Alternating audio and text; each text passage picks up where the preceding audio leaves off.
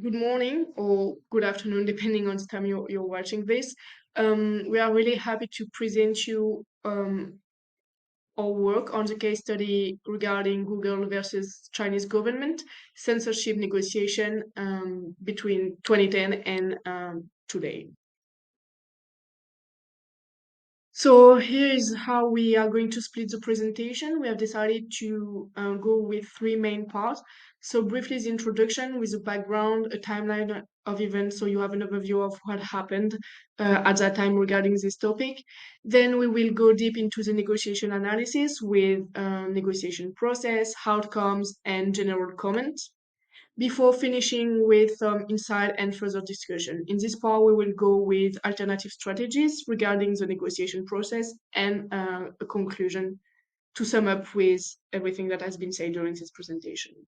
Let's now directly move on to the first part. So to begin with, let me give you a broad overview of the background of this issue between Google and the Chinese government to better understand what happened at that time. So basically, when www.google.cn launched in 2006, the company had gone public only 2 years before. The iPhone did not yet exist, nor did any Android-based smartphones, and Google was about one-fifth as large and valuable as it is today. The Chinese internet, on the other point of view, was seen as a backwater of knockoff products that were kind of devoid of innovation. Google's Chinese search engine represents one of the most controversial experiments to date in internet diplomacy. Indeed, at that time, to get into China, the young company agreed to censor the search results shown to Chinese users. That decision made by Google leadership was a bet that by serving the market, even with a censored product, they could broaden the horizons of Chinese users and nudge the Chinese internet towards greater openness. And at first, Google appeared to be really successful in that mission. The only thing that um, was striking is that when Chinese users search for censored content on Google.cn, they saw a notice that some results have been removed. And that public acknowledgement of internet censorship was a first among Chinese search engines. And as you can imagine, it wasn't really popular among regulators. In the end, it wasn't censorship or competition that drove Google out of China. It was a far-reaching hacking attack known as Operation Aurora that targeted everything from Google's intellectual property to the Gmail accounts of Chinese human rights activists. The attack, which Google said came from within China, pushed company leadership over the edge. And in January 2010, Google announced that they had decided they were no longer willing to continue censoring the result on Google.cn. And so, over the next few weeks, they would be discussing with the Chinese government the basis on which they could operate an unfiltered search engine within the law, if at all. And this sudden reversal blindsided Chinese officials. Most Chinese internet users could go about their online lives with few reminders of government controls. Um, but the Google announcement shoved cyber attacks and censorship into the spotlight. So basically, the world's top internet company and the government of the most populous country were now engaged in a public shutdown. Officials refused to cede grounds. At that time, a foreign ministry spokeswoman told China welcomes international internet businesses developing services in China according to the law. So government control of information was, and still remain today, central to Chinese Communist Party doctrine. 6 months before this, the government had blocked Facebook, Twitter, and Google's YouTube in one fell swoop, as an example, and this was to fortify the Great Firewall. So the government was making a bet. China and its technology sector did not need Google search to succeed. So really soon after that, Google abandoned Google.cn, retreating to a Hong Kong-based search engine. And in response, the Chinese government decided not to fully block services like Gmail and Google Maps. And for a while, it even allowed sporadic access from the mainland to the Hong Kong search engine too. But since that time, the two sides settles into a really tense stalemate. So we will then move on to a more detailed timeline of the events regarding this topic. Let's move deeper into the timeline of events now to complete what has been said on the previous slide. So, as a reminder, 2006, Google enters China with a censor search engine called Google.cn. 3 years later, Google launches also what we call instant filtering, automatically censoring sensitive terms before users enter them, and it has further sparked criticism among the users. June, the same year, Operation Aurora, a series of cyber attacks attributed to China, targets Google and other companies. 3 months later, in December 2009, Google publicly discloses the attack and accuses China of being behind it, creating significant diplomatic danger. 2010 is an important year. Indeed, Google faces public and internal pressure from human rights groups and criticism for complying with Chinese censorship laws. Google proposes then incremental reforms and transparency and announced that it would no longer censor its search result in China, even if it meant shutting down its Google.cn site. Chinese government obviously demands strict compliance and information control. The Chinese government heavily censors internet content through its Great Firewall, which is a sophisticated system of censorship and surveillance implemented by the government, basically blocking access to certain websites and censoring search results for politically sensitive topics. In other words, it filters incoming and outgoing internet traffic, blocking access to websites and online content deemed inappropriate by the government. This includes websites with political dissent, human rights information, and so on. And the Great Firewall's complexity and opacity make it really challenging to circumvent, contributing to a controlled online environment within China. In the end, because of concern about censorship and hacking after Operation Aurora, Google is redirecting visitors to a Chinese website to Google Hong Kong because of this and to facilitate the process.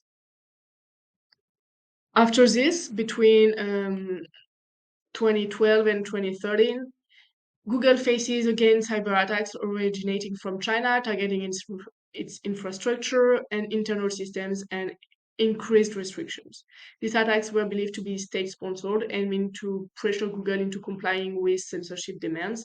The specific methods used in these attacks haven't been publicly disclosed, but likely involved techniques like hacking, data breaches, malware injection, and so on. So basically, what happened in 2014 is that Hong Kong-based search engine became inaccessible from mainland China due to stricter enforcement of internet censorship measures. And in July 2014, the same year then, Google closes its remaining office in China, making a complete withdrawal from the mainland. More currently, just to follow up with the event, 2016, Google launches the Android App Store in China, complying with local regulation, but search remains unavailable. 2 years later, 2018, Google launches the Google Translate Hub in China, but its functionality is limited compared to other global versions. 2019, the US-China trade war further complicates the relationship, affecting also technology companies. 2020, Google's cloud platform remains unavailable in China, for example, and last year, no significant change in Google's access or services offered in China. So what about the current situation? To sum up all of this, Google maintains a limited presence in China, primarily via the Android app stores and Translate app. Search, Gmail, and other core services remain accessible. Both Google and the Chinese government haven't shown recent sign of resuming negotiation. So now we will move on to the negotiation process more in detail to see what has been done and what has been achieved. So now let's talk a little bit about the negotiation analysis. And for that, I will start to talk about the context of the situation. So let's remember we're talking about 2006. Even though we were already in a globalized world, things were exactly not the same. Information about negotiation styles and tactics was limited. It was definitely not the same. And let's just start talking about our friend Google here. We're talking about an American company based in Silicon Valley. Cultural influences, obviously American, really strong. We're talking about pragmatism, individualism, directness, legal framework, and win-win mentality. And I just want to make a small side note on that point of win-win mentality because I find an interesting note published by the United States Institute of Peace in 2022 that talks about the U.S. negotiation behavior, and it quote it goes like follow. While American diplomats tend to see themselves as tough but fair bargains, most foreign practitioners regard the USA as a hegemonic power that is less concerned to negotiate, that is, to persuade, sermonize, or browbeat negotiation counterparts into acceding into the American position. So just to have that in mind, which leads me to the next point, which is distinctive negotiation style, which is forceful, explicit, legalistic, urgent, and results oriented. On the other hand, we have the complete opposite, which is the Chinese government. We're talking about a negotiator with communist values, with cultural influences, as we saw in class, about Confucianism, Sun Tzu, long-term outcomes. They prioritize harmony and mutual benefit as well. And their distinctive negotiation style is completely the opposite, with high indirect communication, cues, relationship and trust building, and it is highly hierarchical. So let's talk a little bit about each positions and ultimate goals, and let's start with their ultimate goals. So Google, in the end, what they wanted to do was to gain access to the lucrative Chinese market. And I also want to add a side note over there, and this is statistograph that showcases the market value of the search engines industry for China that goes from 2015 to 2021.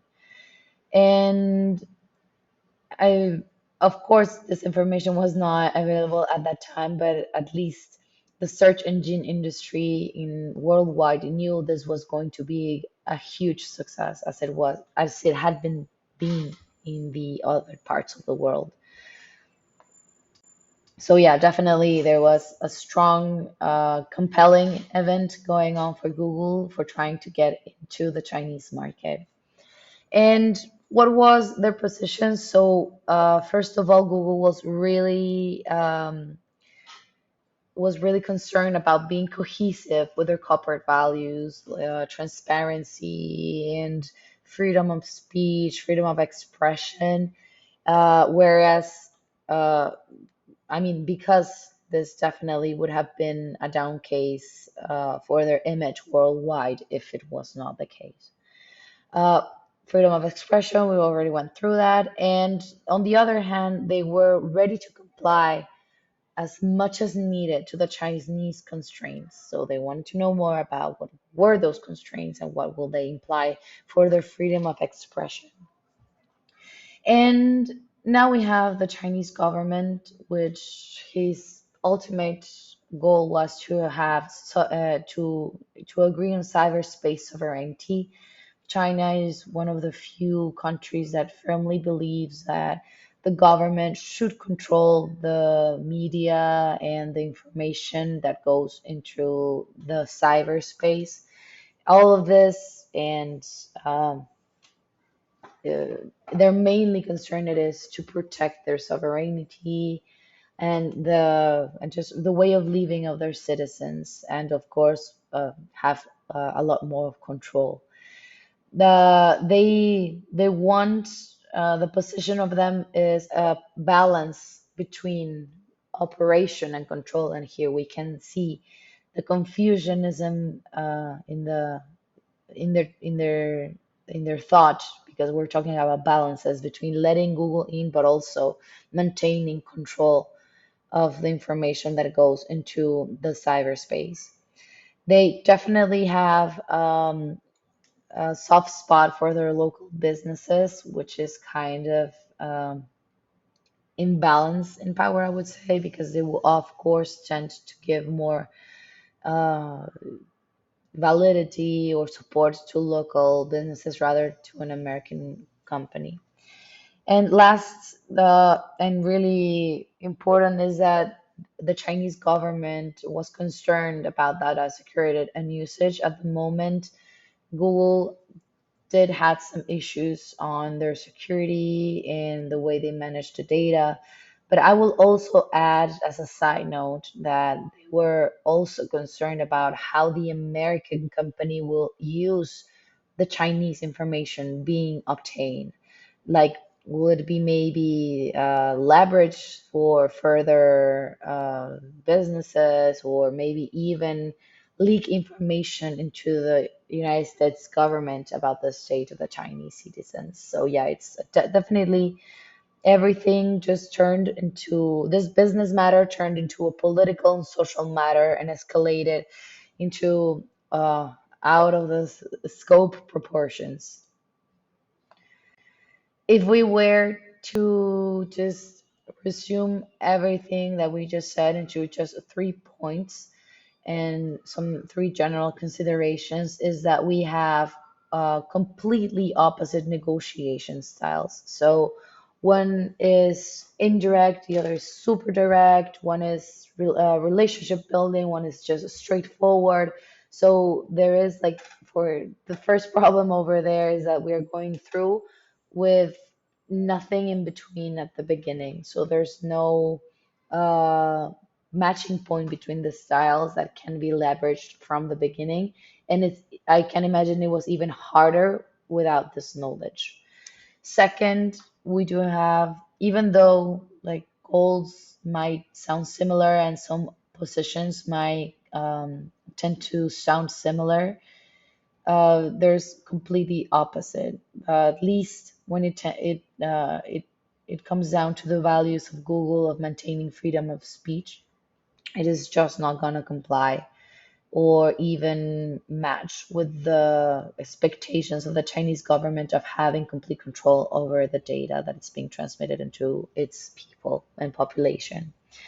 And one final analysis about this point is that we can definitely see an imbalance of power in here. So China has the upper hand. China in 2006 already had several industry providers for the search engines, and Google just didn't bring anything interested into the table, nothing groundbreaking, nothing that would actually help them leverage certain power against China's interests. So that is the analysis for the negotiation. Let's talk about the both-sided negotiation strategy. For Google, Google's strategy focused on cooperation, transparency, and incremental reform to minimize the impact of censorship while operating in the Chinese market. Google has used public pressure, international diplomacy, and legal appeals to secure a compromise that would allow it to operate in Chinese market. The strategy of Chinese government, in turn, they has put pressure on Google and comply with Chinese censorship law by controlling access to the Chinese market. The Chinese government has used heavy hands tactics, including censorship, cyber attack, and opaque communications, as well as pressure through domestic controls, market access restrictions, and political influence. Both sides' tactics involve public statements behind the scenes, diplomacy, and potential threat of market explosion. However, Google emphasizes cooperate and transparency, while the Chinese government is more inclined to take a hard line in order to preserve its censorship and political control. So during this negotiation, what went wrong with Google? Firstly, their lack of alignment. Google's negotiation strategy initially focused on the compromising its principles of free expression to gain access to the lucrative Chinese market. However, this approach conflicts with the Chinese government priorities of information control and censorship. This misalignment of objectives created a fundamental barriers to reaching a mutually beneficial agreement. Secondly, their limited leverage. The Google's leverage was significantly weakened by its need to comply with the Chinese censorship law and regulation, as well as the government's control over access to the market. The Chinese government effectively held the upper hand in negotiation due to its abilities to restrict Google's operation within the country. The third one is escalation of conflict. The escalation of conflict, including cyber attacks on Google's infrastructure and increased restrictions by the Chinese government, further complicated the negotiation process. Uh, this action undermined trust between the two parties and made it more challenging to find common ground. For Google, what should have been done differently? Firstly, is prioritize principles. Google could have taken a stronger stance on its principles of free expression and user privacy from the outset of the negotiations, instead of compromising these values for market access. Google could have emphasized the importance of upholding these principles globally, regardless of the market. The next one is building coalitions. Google could have pursued alliance with the human rights groups, other tech companies, and international stakeholders to strengthen its bargaining position by building a coalition in support of uncensored internet access in China. Google could have exerted more pressure on the Chinese government to negotiate in the good faith. The third one is explore alternatives approach.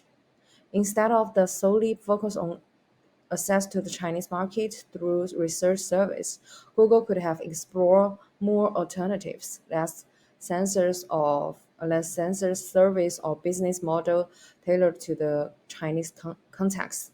This could have allowed Google to maintain the presence in China while upholding these principles. The last one is emphasize transparency. Google could have prioritized the transparency and open communication throughout the negotiation process, both internally within the company and externally with the Chinese government and other stakeholders.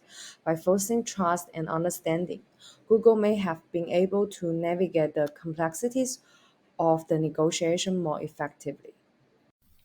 Thank you, Mingyue. After Mingyue having finished the is there any alternative strategies from a general way, then let me talk about detailedly. First, we will based on the main colleagues to decide which tactic we will need to use and which behavior we are going to behave. First, the main conflict that we decide to solve is the freedom of expression versus the Chinese cybersecurity law because Google want to stick to the freedom of expression principle. However, due to based on this principle, some informations without filter will be such as antisocial expression and some political arguments. However, such issue will be a violation of Chinese laws. Therefore, China will definitely won't change the laws. This is a very big issue that the two parties cannot reach an agreement. Then let's talk about how is there any alternative strategies that Google and the Chinese government can both take. Firstly, let's talk about Google. The tactic in the negotiation we are going to use is that building coalitions. Building coalition means to form an alliance and a coalition with other parties. And also, these other parties are some of the stakeholders in the negotiation process. They cannot determine the result of the negotiation process. However, they can influence the whole process, which will help the Google to gain some bargaining power during the negotiation process. And for the specific behavior is there two. First is to partner with some local Chinese markets and leverage some diplomatic channels to help advocate for greater internet freedom in China. And this perspective is from an internal way. However, there's also an external way is to engage with some stakeholders, such as human rights groups, academics, and this group are also put huge pressure on the Google to make them stick to the freedom of expression principle, which is very important. Therefore, through building an alliance in support of the an uncensored internet access in China. Then, for Chinese government, the tactic will be building the relationship. Building a relationship doesn't mean that you need to build an alliance or not. It means that you should invest some time, effort, maybe some money to help build some positive relationships, which help you to gain more trust and empathy and goodwill in the negotiation process, which will also help increase the possibility of succeeding in this whole process. And the specific behavior will be engaging in some more transparent and constructive dialogue with international shareholders. This will be also a trend in the near future. Then, based on the second main conflict is the conflict evolution, which is the failure in expanding the Chinese market will involve to a challenge to cultural institutions. Then it will get some political conflicts, and which is very intense. Therefore, we also decided two tactics and behaviors based on the two parties. First, for Google is to compromise. Compromise means offer some concessions or compromise during the process, which can help to show the flexibility and the willingness to collaborate, which is very important in the negotiation process. Otherwise, if both the Google and the Chinese government they don't compromise, they cannot reach an agreement. Therefore, if they cannot reach an agreement, both of them cannot get any benefits from the whole process. Google cannot expand the market in China, and the Chinese government will hard to gain Google to help to bring some server and technology and so on. So, for Google, the behavior is that to explore some alternative, less censored services in China. It doesn't mean that it will only use a search engine. It can also be Google Map and something so on, which can also help to make the Chinese market more big. Therefore, based on this, only you are in the Chinese market that you can help to promote the freedom of expression in the technology and internet in Chinese market. If you never be in this market, you can never to do so. You have nothing to do. And the second behavior is to help localize the servers within the countries. And for the Chinese government, the behavior will to first you need to consider the economic and reputational cost of strict censorship. So based on the strict censorship, Chinese government will also lose something. So they need to consider about that. And then they can also to implement some reforms to help promote the freedom of the expression, just from the reform internally. Finally, let's talk about the conclusion part. For Google, we would strongly recommend Google to prioritize principles over market access because money is not the only thing that you need to consider.